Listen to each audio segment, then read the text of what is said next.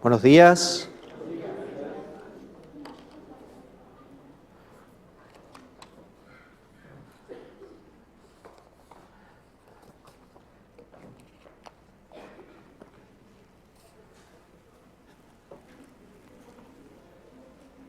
¿Tienen frío? Sí, yo tengo las manos heladas. Pero soy friolento de por sí nomás. No me gusta el invierno. Pero damos gracias al Señor por el invierno. Gracias al Señor por el invierno. Es una muestra de su fidelidad. Dios dijo que mientras su palabra dure, Él va a mantener el invierno y el verano. Porque nos hace falta, es parte de su bendición para nosotros. Es hermoso encontrar las cosas cuando uno las busca, pero si no las... Acá está. Ahí está. Qué bendición es poder estar todos juntos en este lugar que es santo. No porque las paredes tengan algo de especial, sino porque tiene un uso especial, un uso dedicado para honrar el nombre de nuestro Dios. Es un lugar santo porque su presencia está en medio nuestro. Y nos alegramos, la verdad que es una bendición muy grande cada vez que nos juntamos. Para mí es un gozo muy, muy grande poder compartir la palabra del Señor. La verdad que me llena el corazón. Y me llena el corazón poder compartir juntos lo que Dios tiene para nosotros. Como venimos hace varios domingos, nos reúne en este tiempo tratar y hablar y meditar sobre el libro de Habacuc. ¿No? Habacuc. Algunos dirán, ¿qué es Habacuc? ¿Alguna enfermedad rara de esas de Medio Oriente? No, Habacuc es un libro de la Biblia, es un profeta. Pero no venimos a hablar de Habacuc, venimos a hablar sobre qué tema, qué libro estamos tratando durante este tiempo. El libro de Proverbios, esta serie que el pastor ha titulado Sabiduría de Dios para vivir. ¿Cuánto que lo necesitamos? ¿Cuánto necesitamos de la sabiduría de Dios para vivir? Nosotros no podemos hacer las cosas bien sin la ayuda del Señor. Y es por eso que nos reunimos y hasta fin de año, si Dios lo permite, vamos a estar tratando sobre el libro de Proverbios.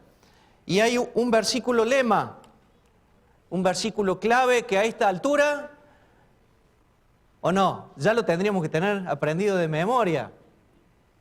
No está ahí todavía. No vamos a hacer trampa. ¿Alguno lo sabe de memoria? ¿Alguno sabe por lo menos cuál es la cita? Está en Proverbios, una ayuda, está en Proverbios. Proverbios 3, 5 y... Proverbios 3, 5 y 6. Yo sé que hay algunos que necesitamos un poco de ayuda, así que bueno, lo vamos a tener ahí. Lo vamos a repetir todos juntos a la cuenta de 3, 1, 2, 3. Confía en el Señor de todo corazón y no te apoyes en tu propia prudencia. Reconócelo en todos tus caminos y Él enderezará tus sendas. Confía en el Señor de todo corazón. No te apoyes en tu propia prudencia. Reconócelo en todos tus caminos y Él enderezará tus sendas. ¡Qué bendición! ¡Qué bendición! Yo les pido que me acompañen en un pasaje que no está precisamente en el libro de Proverbios. Porque para ser sabio, en los términos en los que Dios establece, tenemos que establecer el fundamento. Y el fundamento es clave, el fundamento sobre el cual vamos a construir una vida sabia, está también en la palabra de Dios. Les pido que me acompañen en 1 Corintios 1 Corintios 1, 18 al 31.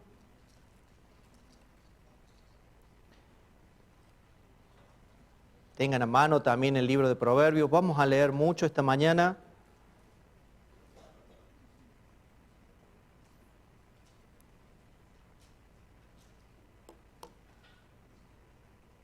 Me gustaría que todos estén leyendo. Vamos a leer en la versión Reina Valera contemporánea. Gente mayor, gente joven, adolescente, los chicos allá arriba. Tomen la Biblia. Si la tienen en el celular, no importa, busquen en el celular, busquen este pasaje. Sería bueno que todos estemos leyendo porque vamos a marcar algunas cosas acá. Dice así, 1 Corintios 1, 18 al 31. El mensaje de la cruz es ciertamente una locura para los que se pierden, pero para los que se salvan, es decir, para nosotros, es poder de Dios. Pues está escrito, destruiré la sabiduría de los sabios y desecharé la inteligencia de los inteligentes. ¿Dónde está el sabio? ¿Dónde está el escriba? ¿Dónde está el que escudriña estos tiempos? ¿Acaso no ha hecho Dios enloquecer la sabiduría de este mundo? Porque Dios no permitió que el mundo lo conociera mediante la sabiduría, sino que dispuso salvar a los creyentes por la locura de la predicación. Los judíos piden señales y los griegos van tras la sabiduría. Pero nosotros predicamos a Cristo crucificado, que para los judíos es ciertamente un tropezadero y para los no judíos una locura. Pero para los llamados, tanto judíos como griegos, Cristo es el poder de Dios y sabiduría de Dios. Remarque este versículo, versículo 24. Por favor, si tiene una lapicera, márquelo, no hay problema. O si tiene en el celular, puede resaltarlo ahí. Versículo 24, para los llamados, tanto judíos como griegos, Cristo es el poder de Dios y sabiduría de Dios, porque lo insensato de Dios es más sabio que los hombres, y lo débil de Dios es más fuerte que los hombres.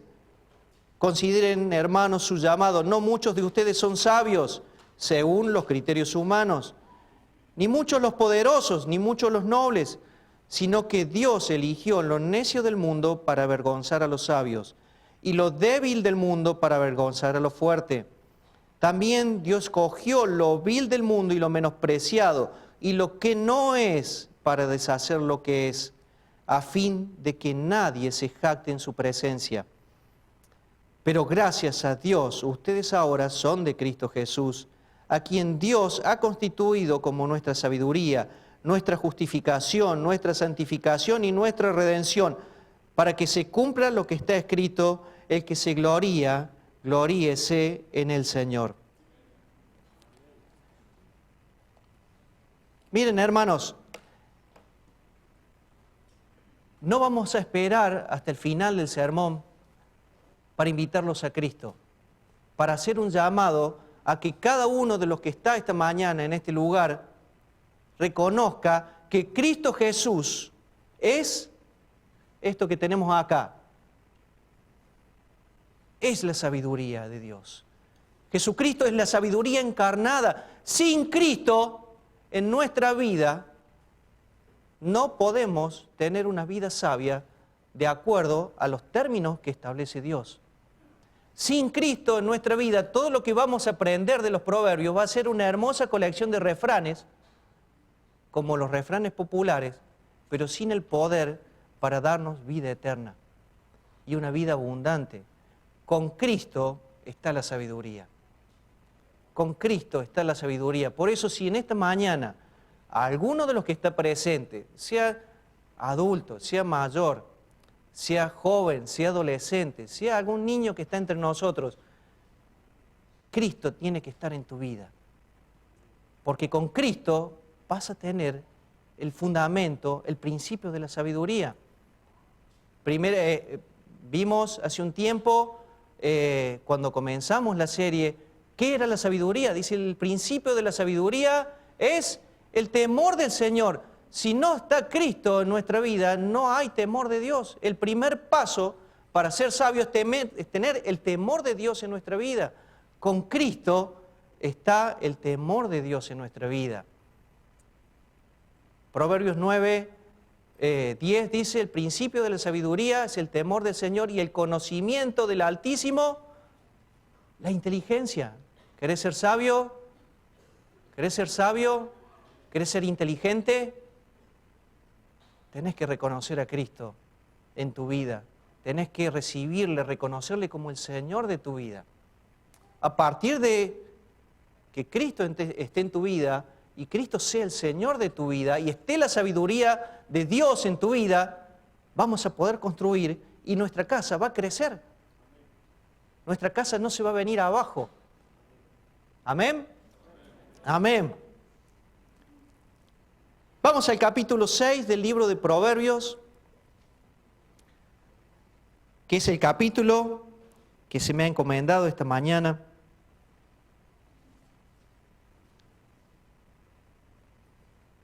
A ver.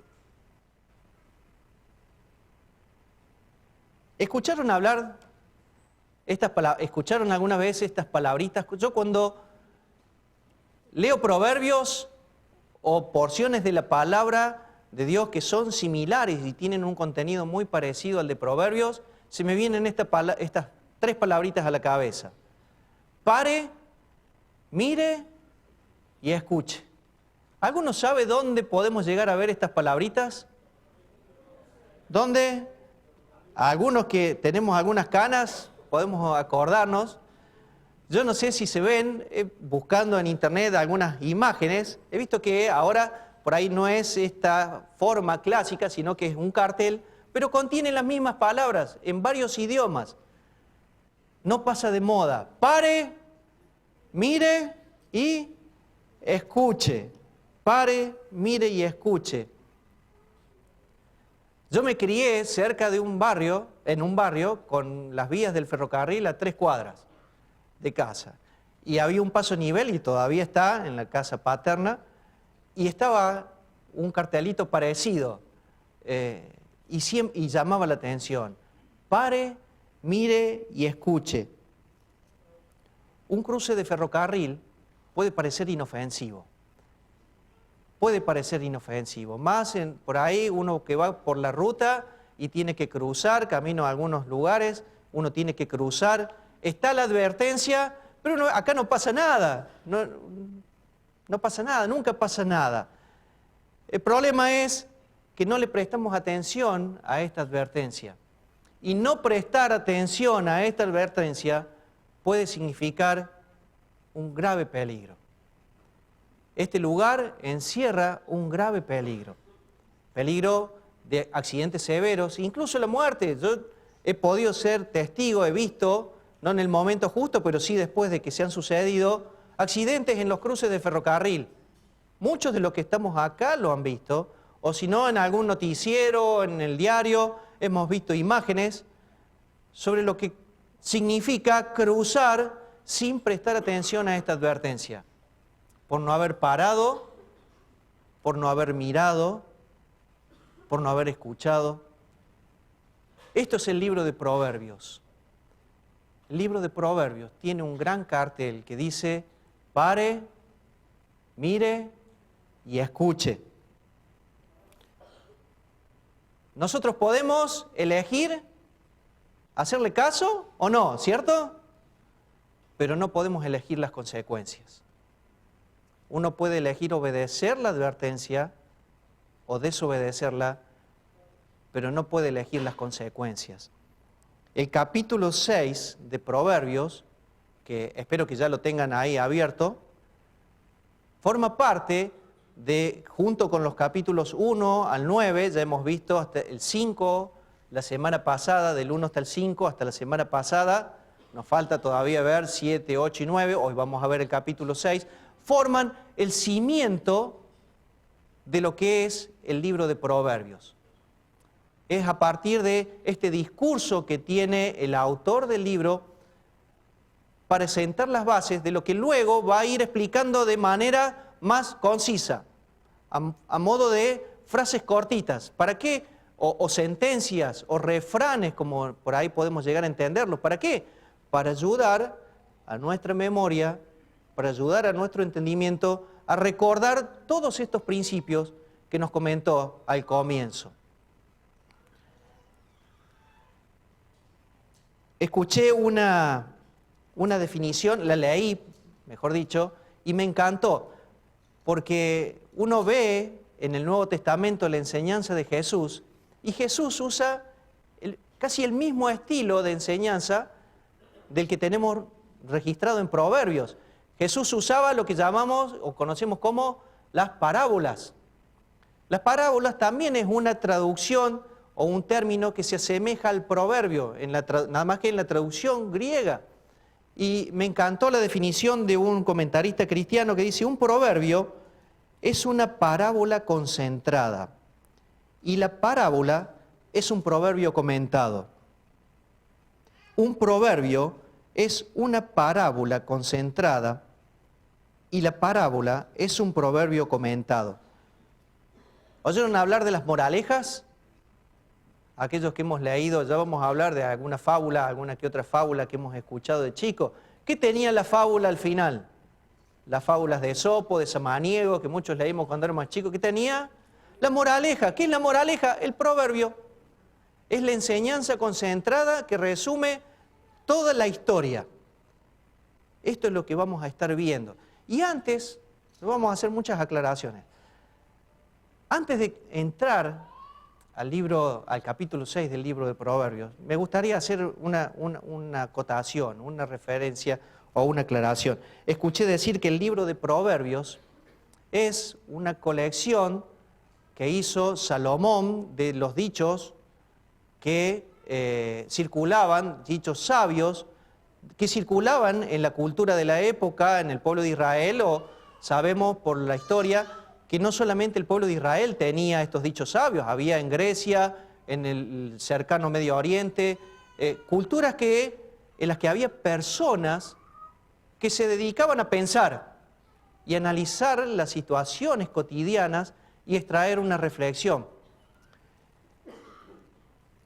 Pero tengo un problema con eso, de que haya sido una colección que hizo Salomón, que después Dios avaló y está ahora en este libro de Proverbios. Yo cuando leo, y les pido que busquen conmigo, Primera Reyes 4, 29 al 34, nos relata acerca de la vida de Salomón. ¿Leyeron alguna vez esta porción? Hemos escuchado en la introducción del libro lo que le pasó a Salomón en el comienzo de su reinado. Dios se le aparece en sueños y le dice, pedime lo que quieras. ¡Wow! ¡Wow! Dios le dice a Salomón, pedime lo que quieras. No le puso ninguna condición, ni una sola. ¿Qué pidió Salomón? Salomón pidió sabiduría. Y quiero que me acompañen en Primera Reyes, capítulo 4,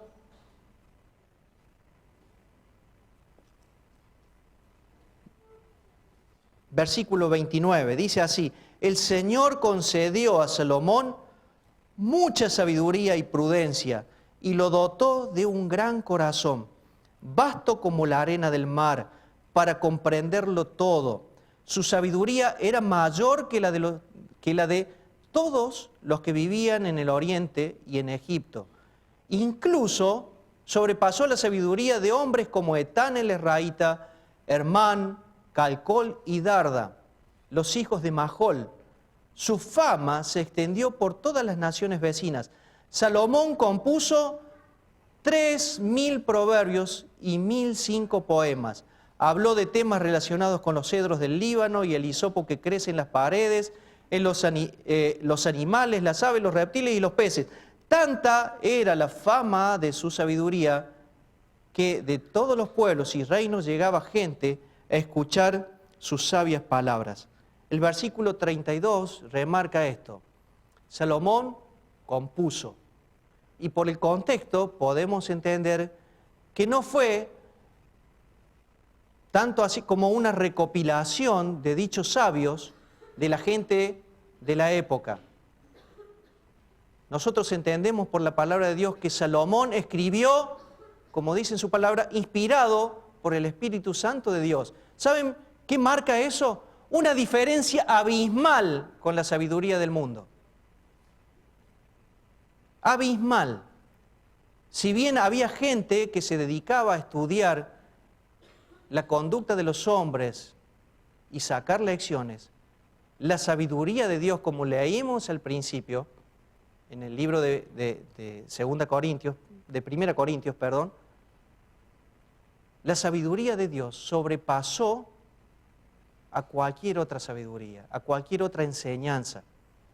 Salomón fue un hombre en el que el Espíritu Santo de Dios habitó. Y a través del Espíritu Santo, Él compuso esta enseñanza que nosotros tenemos hoy. Como bien dijo el pastor, lo que nosotros tenemos, lo dijo el domingo pasado, lo que tenemos en el libro de Proverbios es palabra inspirada de Dios. Y como dice 2 Timoteo, el apóstol Pablo escribe a Timoteo y le dice, toda la Escritura es inspirada por Dios. ¿Y qué es? Es útil para enseñar, para redarguir, para corregir, para instruir en justicia. El libro de Proverbios es palabra de Dios y es útil para nuestra vida. Pero sobre todas las cosas, porque Dios inspiró a Salomón para que esta palabra de Dios estuviera a nuestro alcance. Pero no solamente me quedo con eso, de que Salomón escribió estos proverbios y compuso estos proverbios.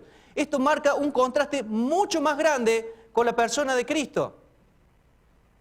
Como vimos al principio, ¿Cristo qué es? ¿Qué es Cristo? ¿Es que cualquier sabiduría? Es la sabiduría de Dios. Cristo Jesús es la sabiduría de Dios. Jesús mismo, hablando con los fariseos de la época y llamándoles la atención de manera severa, le dice, la reina de Saba, la reina del sur, como tenemos relatado en los hechos, en Primera Reyes, viajó desde el sur, viajó desde Egipto, se fue hasta Israel para escuchar, para ver qué estaba pasando con este rey, para escuchar acerca de la sabiduría, del esplendor del reino de Israel en la época de Salomón. Salomón era un hombre muy reconocido por su sabiduría y se había extendido su fama, pero Jesús les dice, acá, delante de ustedes, hay una persona mucho más grande que Salomón. Mucho más grande que Salomón. Salomón no fue sabio toda su vida. Uno lee la historia de Salomón y se va a dar cuenta que fue un hombre sabio incompleto, porque no fue fiel hasta el final. Él no le hizo caso a la enseñanza que Dios mismo le había transmitido. Pero Jesús es totalmente distinto. Por eso el centro de la enseñanza de esta mañana y de todo el libro de Proverbios y de toda la palabra de Dios es la persona del Señor Jesucristo. Por eso arrancamos con eso esta mañana. Si no tenemos a Cristo, no vamos a ser sabios. No tenemos el poder para permanecer siendo sabios. Necesitamos a Cristo. Mucho más grande que Salomón es el Señor Jesucristo. Ahora sí, vamos al capítulo número 6 de Proverbios.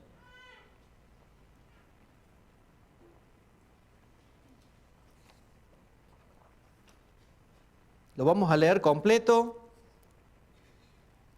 No sé si llegamos dentro de las 2 horas que tenemos disponible. Vi que alguno abrió los ojos muy grandes para tratar los 30 puntos que tengo acá anotados. Vamos a tratar de hacerlo a tiempo. Proverbios capítulo 6.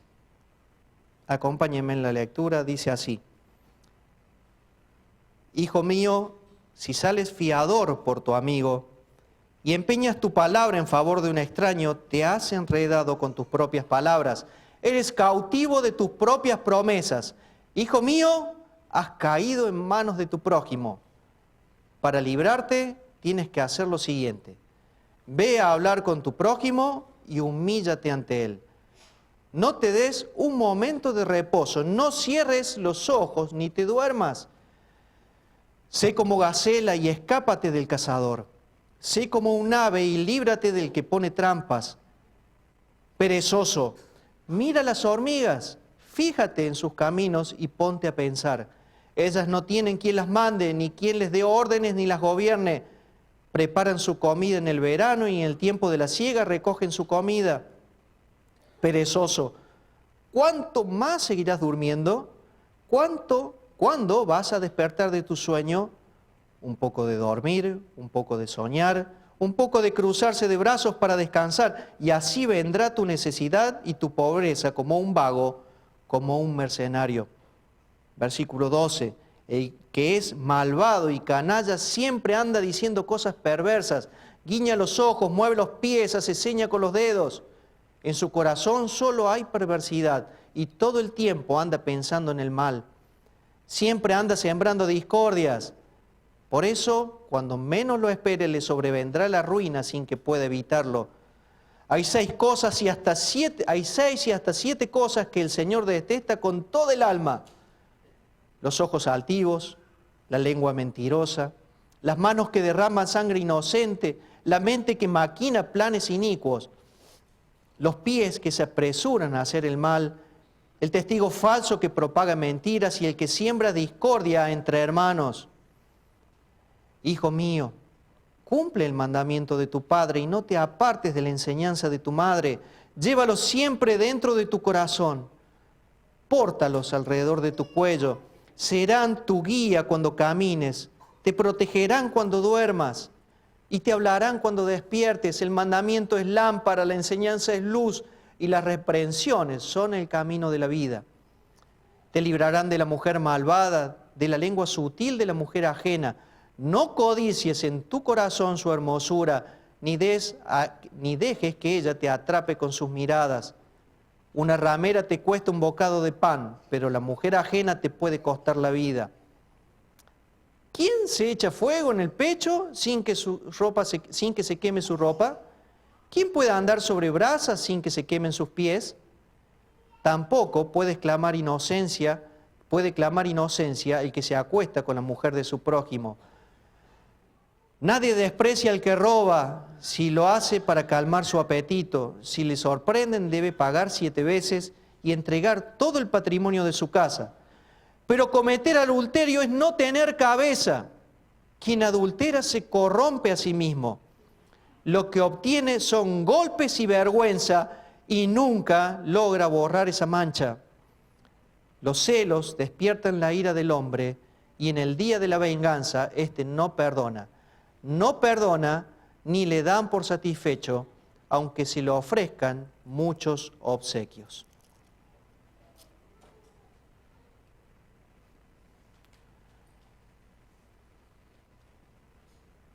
Escuchamos, prestamos atención. Hay un gran pare, mire y escuche. Yo bosquejé poquito este capítulo como para tenerlo de manera rápida y ayudarnos en el estudio. Trata 4 temas principales, 4 actitudes, 4 acciones de las que nosotros deberíamos prestar atención, y también nos da una posible salida si prestamos atención, nos da el camino para escapar y para prestar atención. Es el problema de las fianzas. El problema de las fianzas lleva a la esclavitud y la ansiedad. El problema de la pereza lleva a la necesidad y a la pobreza. El problema de la mala conducta lleva al quebranto y a la ruina. El problema de las relaciones sexuales ilícitas lleva a la destrucción. Y metido entre esos puntos está la palabra de advertencia, el consejo sabio para escapar de esto. La palabra de Dios lleva a la vida. Y uno puede pensar que estos puntos que relata el escritor son temas aislados. No decir, bueno, hablamos de las fianzas, hablamos de la pereza, hablamos de la conducta, la mala conducta, la violencia, hablamos de las relaciones sexuales ilícitas. ¿Y qué puede unir todo esto? Y hay un hilo conductor. Al principio, mientras leía, trataba de buscar por qué el autor va describiendo este proceso, estas actitudes, estas situaciones. Y hay un hilo conductor en todas estas situaciones. Y el libro de Proverbios se enfoca en esto. Es esta palabra. Es esta palabra. Necedad. Si bien no la nombra seguido en esta porción, pero vamos a ver que el libro de Proverbios, desde el arranque, comienza con esta palabra. Proverbios 1:7 dice, el temor del Señor es el principio de la sabiduría. Y los necios, ¿qué hacen? La desprecian. Y los necios la desprecian. Lo opuesto a la sabiduría es la necedad. ¿Y qué es la necedad? Ahí tienen el detalle. La necedad es una actitud de rebeldía que adoptan algunos individuos, que son también tercos. ¿Saben lo que es terco? Palabra que usaban nuestros abuelos. Una cabeza dura. E insisten en llevar a cabo una acción sin medir las consecuencias ni tomar en cuenta los consejos dados, por lo que actúan de manera torpe e incluso ignorantes, como decíamos en Proverbios 1:7. Ese es el hilo conductor que encadena cada una de estas situaciones. Yo le puse un subtítulo a este capítulo, a estas acciones que va relatando, estas actitudes que va relatando el proverbio. La espiral descendente de la necedad. Y uno dice, pero pará, no quiere decir que el que salga de garante va a terminar siendo un adúltero. No necesariamente. Pero todo comienza con no prestar atención al consejo. Cuando dejamos de prestar atención al consejo de la palabra de Dios, vamos en una espiral descendente. También lo tenemos en el Nuevo Testamento. Romanos capítulo 1, del 1 al 32, no comienza con la depravación del hombre. El apóstol Pablo relatando la situación del ser humano. ¿Saben con qué comienza? No le reconocieron ni le dieron gracias. Pero la ingratitud no me lleva a la depravación. La palabra de Dios dice que sí. Si yo rechazo el consejo de Dios, si yo no le doy gracias a Dios por su consejo, no reconozco que Él ha hecho todo para que yo sea una persona sabia,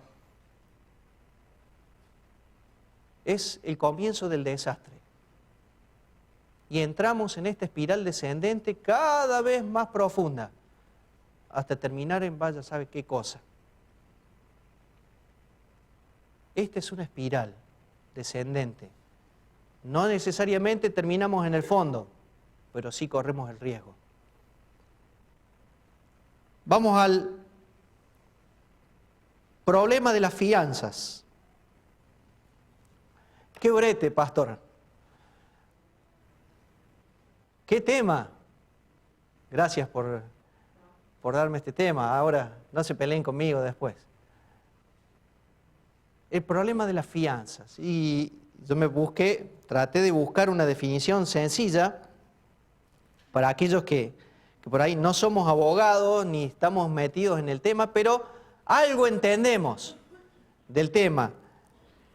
Dice así, a modo de explicación, significa que es asumir el compromiso ante un tercero de cumplir algo en lo que otra persona se comprometió, en caso de que no lo cumpla. O sea, yo me comprometo por un amigo, por un familiar o por quien sea, a cumplir algo que tiene que cumplir esa persona. Si esa persona no lo cumple, ¿a quién le van a exigir el cumplimiento?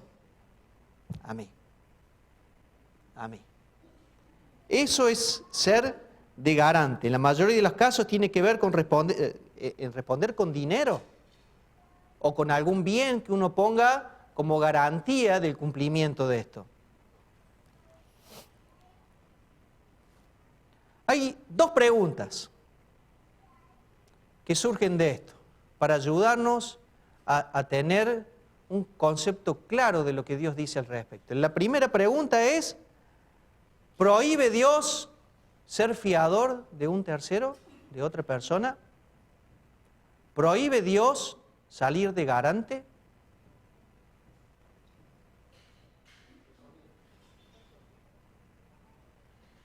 No, no. Dios no prohíbe que nosotros salgamos de garante o fiadores de un tercero. Ni siquiera que pidamos una garantía. Si ese fuera el principio, habría un problema.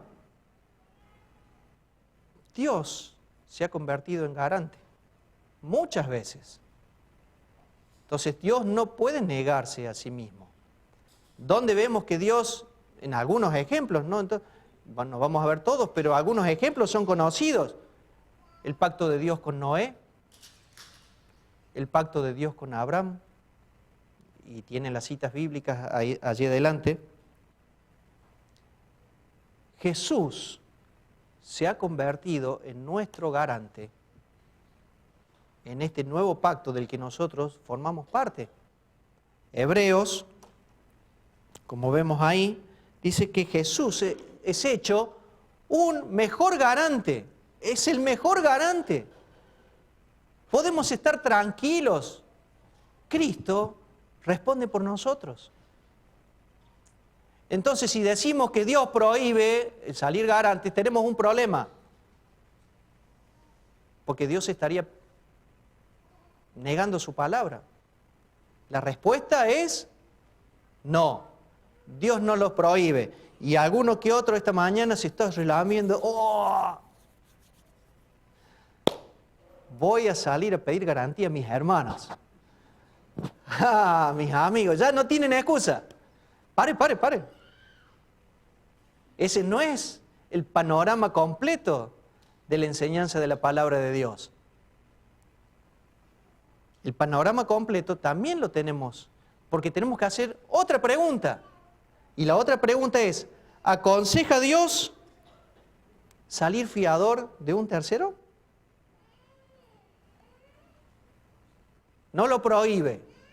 ¿Estamos de acuerdo? No lo prohíbe. ¿Lo aconseja? ¿Lo aconseja? No. No. Para nosotros, que no somos Dios, no lo aconseja. La palabra de Dios, en toda la enseñanza, no aconseja que nosotros salgamos de fiadores. ¿Lo prohíbe? No lo prohíbe.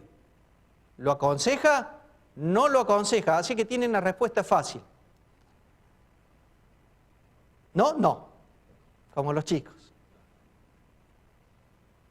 Es fácil de memorizar. Diga no. A ver, diga no. No. No lo aconseja. Hay pasajes en la palabra de Dios, ahí tienen una lista, sobre todo en este libro de Proverbios, que es el que estamos estudiando, en el capítulo 6 que estamos viendo ahora y en otros que vamos a ver más adelante, la enseñanza. Uno puede decir, pero el Proverbio 22, 26 dice, no salga fiador. Ese no que está ahí, por el contexto, no es un no de prohibición. Es como si yo le dijera a uno de mis hijos, no crucé la calle sin mirar. No le estoy prohibiendo cruzar la calle, pero le estoy diciendo que si cruza sin mirar, va a tener un problema. Uno, que yo le voy a dar un chirlo. Y el otro, es que le puede pasar algo peor. Una desobediencia le puede costar caro.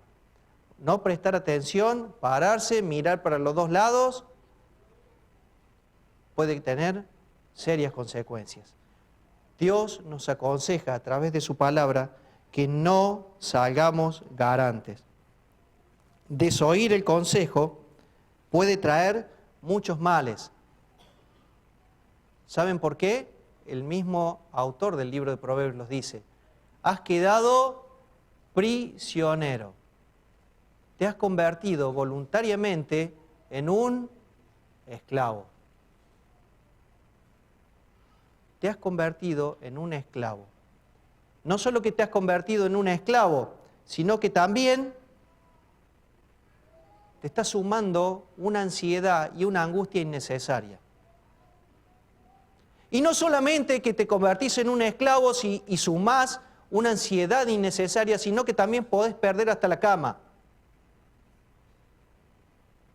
En otros proverbios van a leer eso. Es severa la advertencia y necesitamos prestar atención.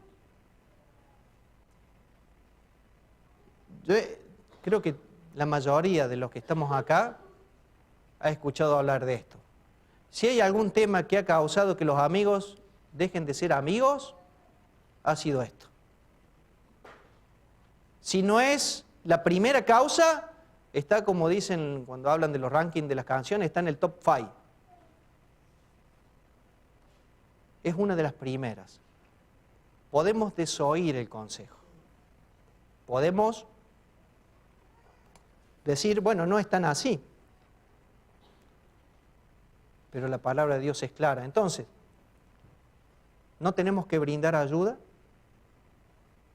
¿No tenemos que ayudar a quien nos solicita ayuda? La palabra de Dios también es clara. Tenemos que dar ayuda.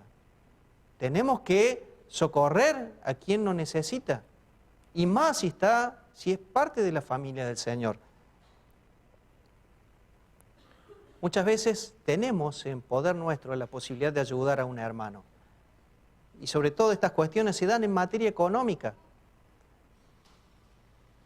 Y alguno que otro estará pensando, y yo pensando en esto, digo, y viendo la historia de la iglesia y la historia de mi propia vida, en el ámbito de la iglesia, de la vida en la iglesia, me doy cuenta de que no todos los que están en la asistencia de la iglesia son hijos de Dios.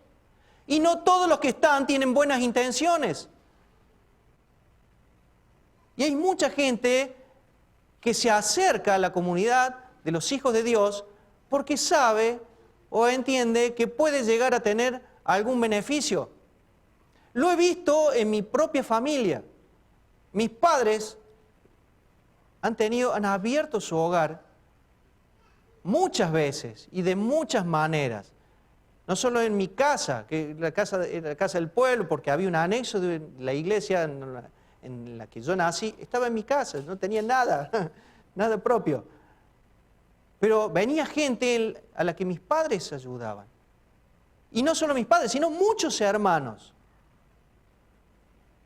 Y fueron defraudados, no una, sino muchas veces. Estafados, no una, sino muchas veces.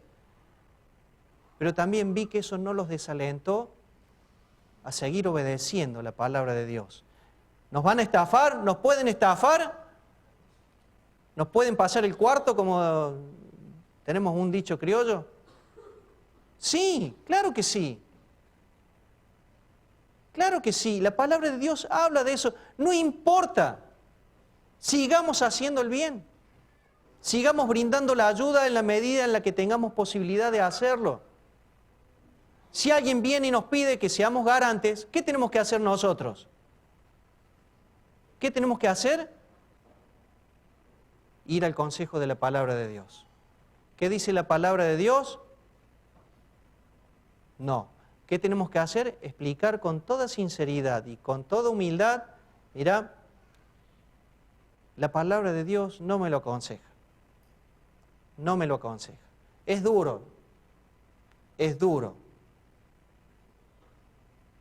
Requiere tener un carácter firme, un carácter modelado por el Señor, pero también un carácter obediente. Obedecer. Dios nos está siendo claros. El problema con la voluntad de Dios no es lo que no conocemos de la voluntad de Dios. El problema con la voluntad de Dios es qué hacemos con lo que sabemos claramente que es la voluntad de Dios. Esto es la voluntad de Dios. Nos dice, nos aconseja, no salgan de garantes. Oremos, pidamos al Señor que dé una salida. Evalúa, es como Jesús le dijo a aquel que se va a construir una torre o va a construir una ciudad. Primero, ¿qué hace? Se sienta, calcula. Me ha tocado ayudar a algún amigo, no por cuestiones de gusto personal, sino por una necesidad puntual, por alguna herramienta o algo que necesitaba para trabajar. Sentarme y calcular primero, antes de ofrecer. ¿Puedo hacerle frente si yo me ofrezco a prestar mi tarjeta para que compre? En caso de que no cumpla, ¿yo le puedo hacer frente a esto? Si le puedo hacer frente y está dentro de mis posibilidades, y yo sé que si el hermano no cumple, no va a afectar, no me van a sacar hasta la cama, puede ser una opción. Pero siempre debemos pedir al Señor que nos dé sabiduría. Siempre. El Señor está dispuesto, como escuchamos, a darnos sabiduría, a darnos entendimiento. ¿Qué pasa si ya sos garante? ¿Qué pasa si ya, antes de escuchar esto, antes de saber lo que dice la palabra de Dios, o si sabiéndolo saliste lo mismo, ¿qué tenés que hacer? No te duermas. ¿Escucharon el dicho? Camarón que se duerme, se lo lleva la corriente. No te duermas. No sale de mí. Lo dice la palabra de Dios. El autor le está diciendo a su hijo, si saliste fiador, no te duermas. Anda, asegúrate de tu amigo. Anda, ve que las cosas vayan bien. No te quedes confiado y a último momento te des cuenta de que no pago. Si podés librarte, mejor. Si podés librarte, dice, y es un problema que requiere prisa, es un peligro. Hermanos, si uno se mete en lo que está diciendo el escritor, es un problema que requiere diligencia, que requiere prisa. Anda y busca la manera de salir de esto. Y si no podés salir, ocúpate y preocúpate para que todo llegue a su feliz término. Y termina diciendo y encadenando el siguiente problema. Porque el escritor le dice, no le des sueño ¿a qué? A tus ojos. No le des sueño a tus ojos. Le está diciendo, cuidado, ¿con qué? Cuidado con la pereza. Cuidado con la pereza. ¿Y qué es la pereza?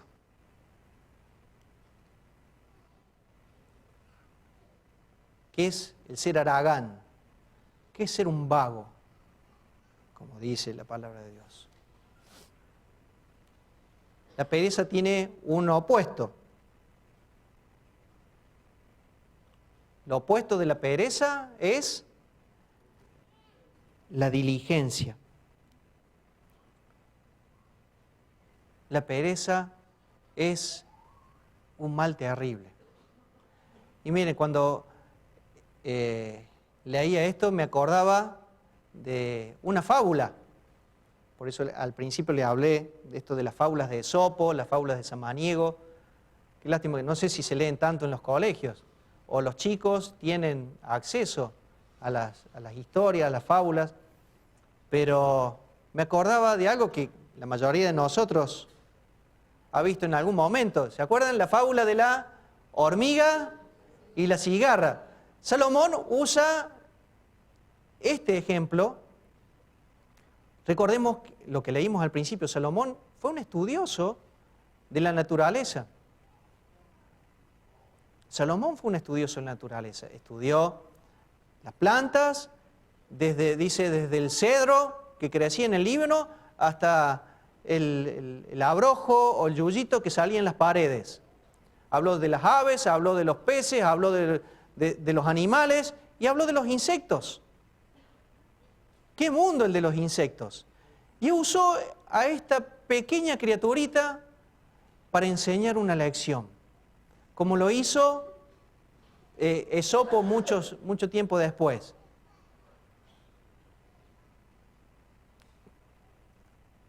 ¿Qué dice de la hormiga? ¿Qué recalca de la hormiga?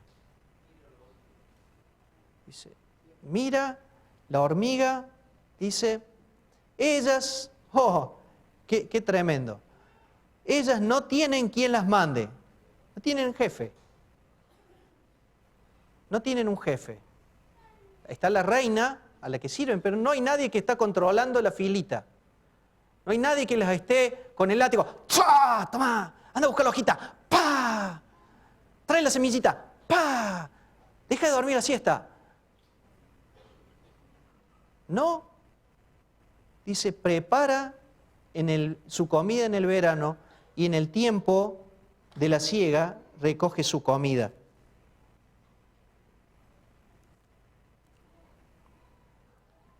El autor le está diciendo al perezoso, le dice, en otras palabras, le dice, mira, fíjate y ponte a pensar.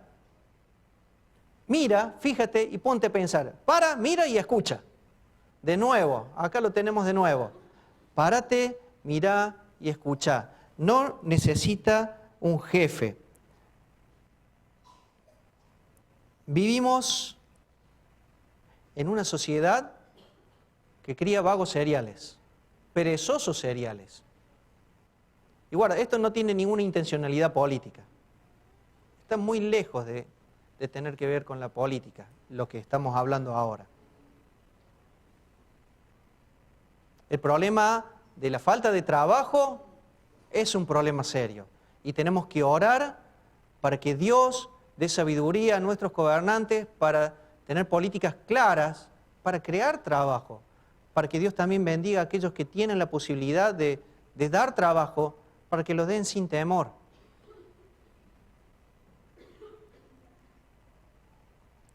El trabajo de Dios es una bendición. Yo no estoy de acuerdo en la explotación, que unos pocos se aprovechen de los muchos, pero tampoco estoy de acuerdo que los muchos se aprovechen de unos pocos. Y ese problema que tenemos, y tiene que ver con esto. ¿Saben una cosa? El trabajo de Dios es una bendición. Y no solo la bendición por tenerlo, sino porque Dios lo dio antes de la caída. Antes del pecado, Dios le dio trabajo al hombre. Génesis 2:15 dice que Dios le mandó al hombre a ¿qué hacer? Anda, cuidar del huerto. Dios plantó el huerto, pero la tarea de cuidarlo, de trabajar, ¿de quién era? Era del hombre. El trabajo es una bendición. La maldición del pecado es que la tierra ya no iba a dar las cosas tan fácilmente. O sea, íbamos a tener que transpirar. La tierra no iba a dar tan generosamente ni tan fácilmente su producto. Pero el trabajo es una bendición. El problema que trata Salomón no es de tener o no tener trabajo, porque no habla de una situación, habla de una actitud. ¿Entendieron? ¿O escucharon? Salomón no está hablando de una situación de tener o no tener trabajo. Salomón está hablando de una actitud de vida. Está hablando de la pereza. La pereza es una actitud. Mucha gente que tiene trabajo es perezosa. Me ha tocado lidiar con eso. Por cuestiones laborales he tenido gente a cargo perezosa. Y me han hecho transpirar. Gente a la que hay que estar empujando para que haga lo que tiene que hacer. Gente que trabaja cuando lo miran. Gente que es la primera que está peleando por el salario. Que no está mal. Gente que está dispuesta a cortar cabeza por el aumento de sueldo, pero no tiene el mismo entusiasmo cuando Tiene que trabajar por el sueldo que recibe. Esa es una persona perezosa, es un haragán. Gente que trabaja para el ojo. La Biblia habla de eso en el Nuevo Testamento. Dice, hermanos, no trabajen para el ojo. ¿Por qué? Y porque había gente que estaba trabajando para el ojo. Cuando viene el jefe, pero parece que nos salieran manos de acá y hacemos todo rápido. Cuando no está, y nos ponemos a ver videos en YouTube, a leer el diario, a whatsappear. Él está hablando de esta gente, la gente perezosa.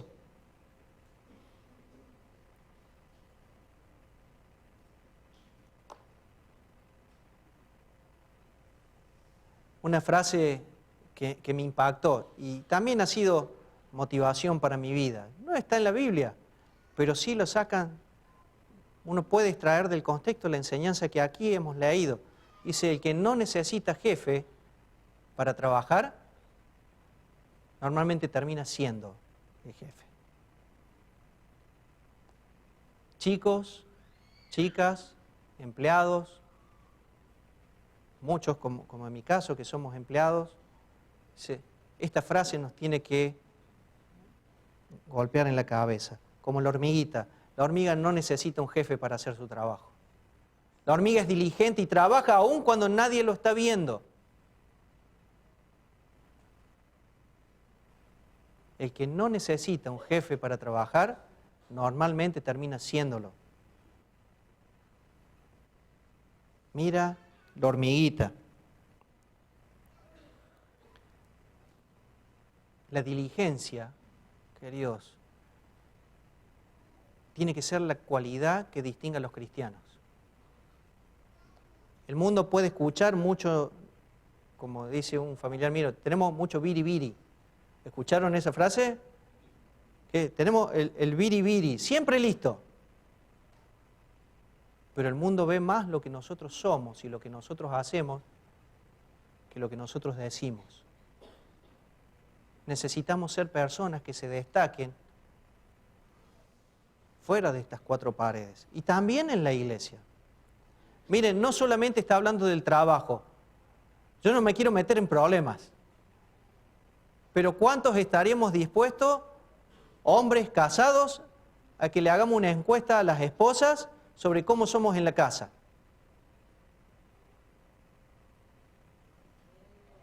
No escuché los amén. ¿Cuántos esposos estarían dispuestos a que la esposa dijera cómo somos en la casa? Si somos diligentes en las tareas de la casa. ¿Cuántas esposas estarían dispuestas a que se les pregunte a su marido cómo son en la casa? Con las tareas del hogar, muchas veces. Ni qué hablar de los hijos. Ahí sí me meto en un problema. Tengo 4.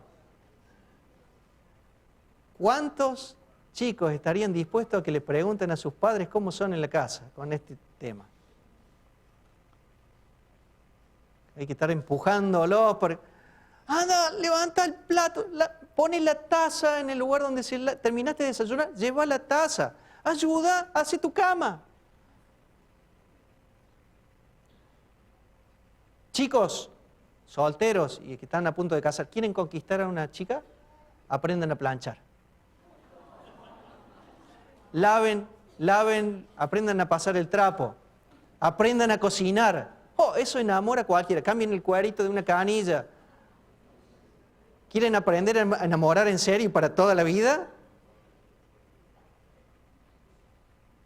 Mi mamá y mi papá nos prepararon para todo terreno. 3 varones, 2 mujeres, pero hacíamos de todo en casa. Tenía un hermano que cosía y tejía. Yo me hice una bermuda con la máquina de coser y aprendí todo, pero con pedazos. La usé una vez y se me descosió toda, pero bueno. ¿Cómo somos en la casa? ¿La pereza es nuestra cualidad o la diligencia es nuestra cualidad? El apóstol Pablo, escribiendo en Romanos 12:11, dice: en lo que requiere diligencia, no, ¿qué? No perezosos. Fervientes en espíritu, sirviendo al Señor. En la casa del Señor, en el servicio de la iglesia necesitamos gente diligente. Gente que sirva al Señor con toda diligencia, no para agradar a los pastores, no para agradar al líder, sino para agradar al Señor, quien nos llamó a su obra y de quien vamos a recibir la recompensa. Seamos diligentes, seamos diligentes. Nos movamos, que no necesitemos que alguien nos esté asusando para que hagamos las cosas. Eso es una cualidad que destaca y tiene que destacar de los hijos de Dios. No vamos a tener tiempo de tratar los otros dos aspectos. El aspecto de la mala conducta, que sin duda tiene mucho que ver con esta espiral descendente. Esta falta de disciplina para el trabajo, tener tiempo de ocio, lleva y arrastra hacia lo que sigue, una mala conducta, todo lo que leímos más adelante al principio. No vamos a hablar de los problemas que acarrea la inmoralidad sexual. El pastor el domingo pasado nos habló fuerte y claro, la necedad coronada. El adulterio, la fornicación, la inmoralidad. La necedad es como el punto más bajo, tal vez de esta espiral descendente. Y en los próximos domingos vamos a seguir tratando de este tema porque es con lo que sigue el escritor de Proverbios. Me gustaría ir al último punto en lo que nos queda para terminar. Dentro de este panorama, en el capítulo 6, que tal vez es oscuro, es triste, porque que esté en estas situaciones es triste, marca las consecuencias del pecado en la vida, las consecuencias de la caída en la vida del ser humano. Pero dentro de este panorama está la salida. Salomón le escribe a su hijo y le dice: presta atención al consejo de tu padre, presta atención al consejo de tu madre, atalos, llévalos cerquita de la mente, cerquita del corazón.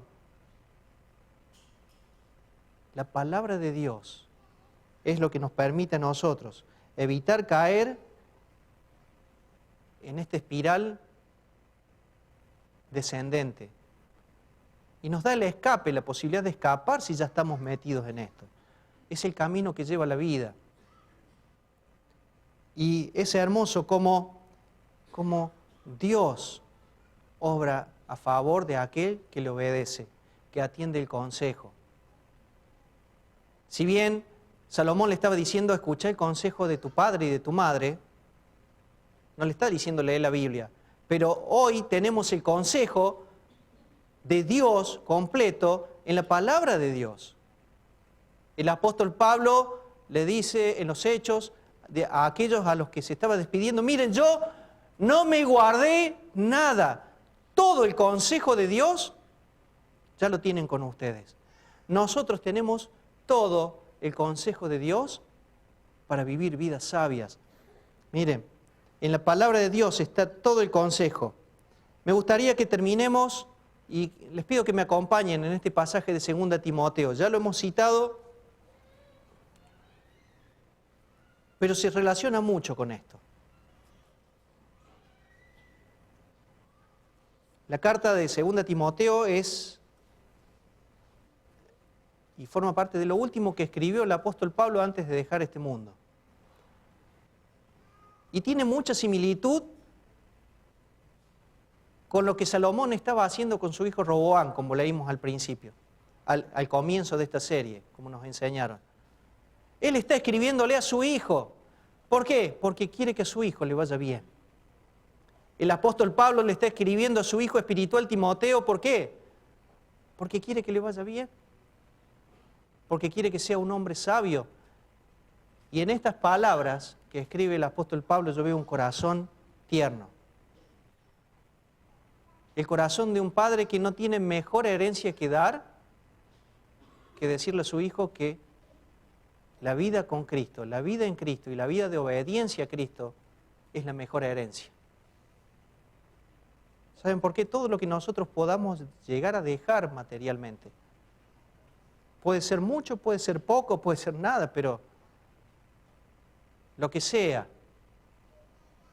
No sabemos si nuestro hijo lo va a aprovechar. No sabemos si, como dice el proverbio, van a venir. ¿Por qué vas a poner tu esperanza en las riquezas siendo ninguna? Va a venir un viento, ¡puf!, te va a soplar todo. Es como la neblina, va a salir el sol y desaparece. La mejor herencia que podemos dar es ser padres que instruyan a sus hijos en los caminos del Señor, en la sabiduría de Dios.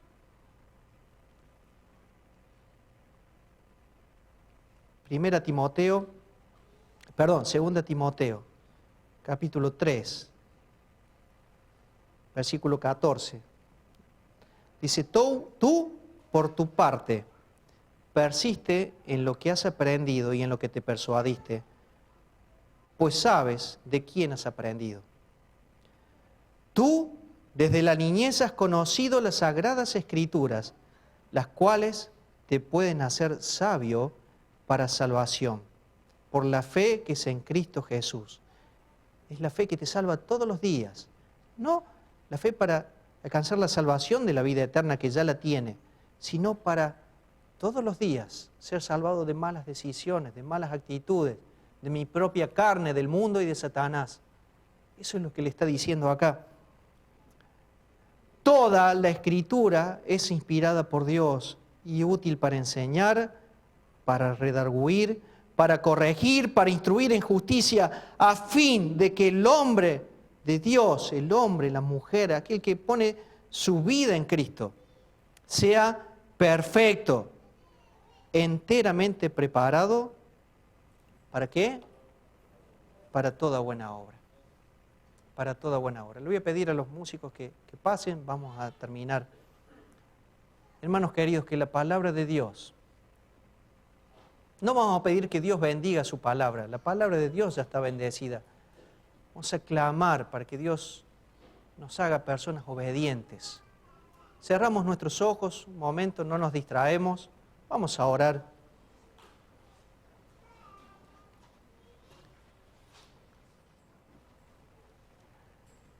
Ahí en la intimidad de tu corazón, de tu mente, del lugar a donde estás, sin distraerte,